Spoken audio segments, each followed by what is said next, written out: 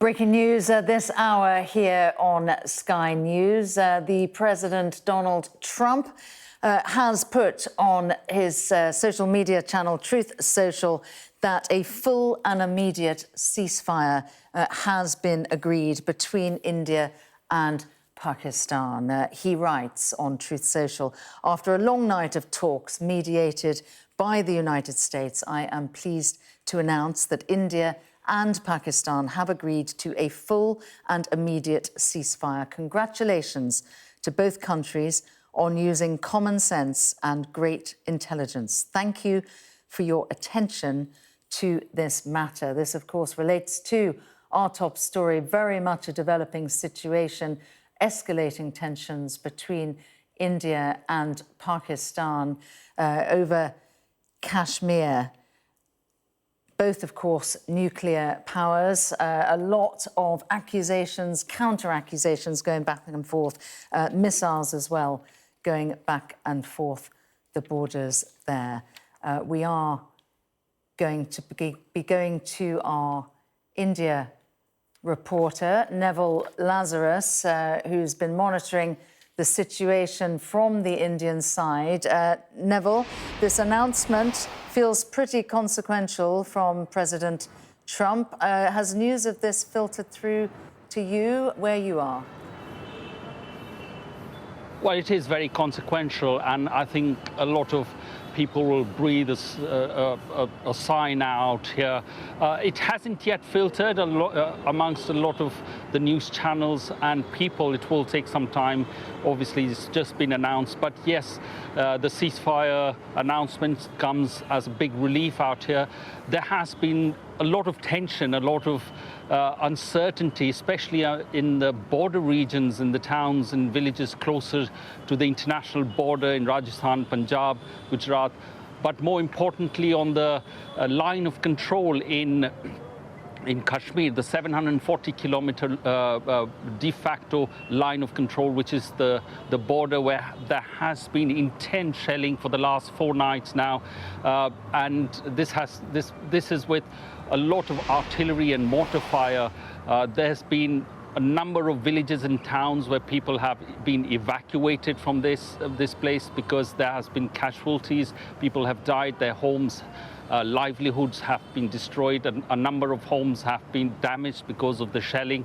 But also the sort of uncertainty of where this is going to take both the countries. In India, the mood was slightly changing in the last today since the attacks that took place overnight and early parts of the morning, where on 26 locations, according to the Ministry of Defense, where a number of missiles and armed drones had been launched into the country, into India, and which have been shot down, though the military saying 4 of its bases have been, there was some sort of damage to military equipment and personnel in these 4 bases. But nevertheless, there has been a lot of tension and sort of uncertainty along this very long border of India and Pakistan. India obviously has maintained that the strikes that they conducted on the 7th in the morning were against terror targets. They hit what they say is terror infrastructure, and that was in retaliation to the killing of 26 people in Kashmir, mainly tourists who were there. These 4 gunmen had come into Pahalgam and created havoc there by killing 26 people, some in sort of execution style. And there's been a lot of anger then. And when this retaliatory strikes took place, it sort of, the anger was, had come down. There was a sense that they have taken revenge against terror organizations. And then we saw these escalations of military strikes between the 2 countries, claims and counterclaims of attacks on each other, and it was turning into sort of a tit for tat, where people out here felt that it was getting even worse, and especially with pictures coming out from border regions of casualties and damaged houses, destroyed livelihoods, there was a sort of a mood change.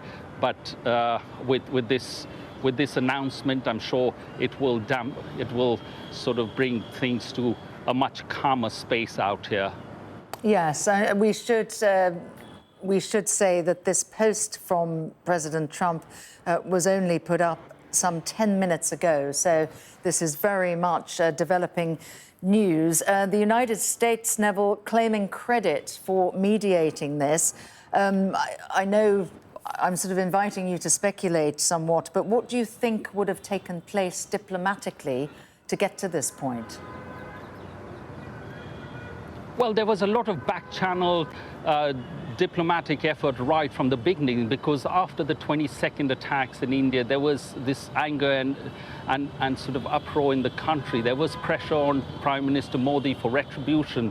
And I think the sense with the international community was that they needed to de-escalate or sort of tone down the rhetoric out here, which then took the form of these attacks on terror organizations, terror infrastructure, which India says they conducted in Pakistan, not only in the sort of Pakistan-administered Kashmir, but also across the international border on sovereign land in Pakistan, which was one of the first that India has done. And after that, there's been these escalations of tensions and military hostility between the two countries. Obviously, with both countries being nuclear-armed neighbors, and with decades of hostility and mistrust between these two countries, there was a danger of this becoming a flashpoint. That's when the Americans, Saudi Arabia, UAE, Russia, and even China had to sort of play their part. A lot obviously done by the United States.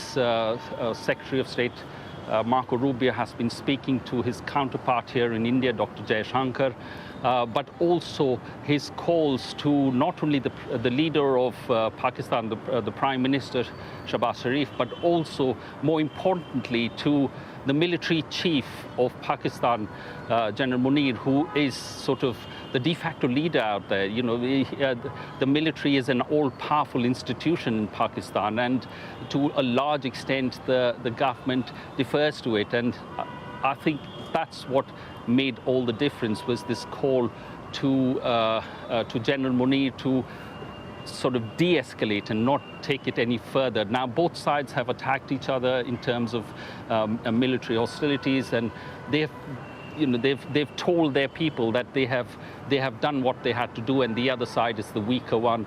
Both sides claiming sort of a moral victory over what's taken place, and therefore they both feel they have won in some way or the other. Here, Prime Minister Modi and his government is elected.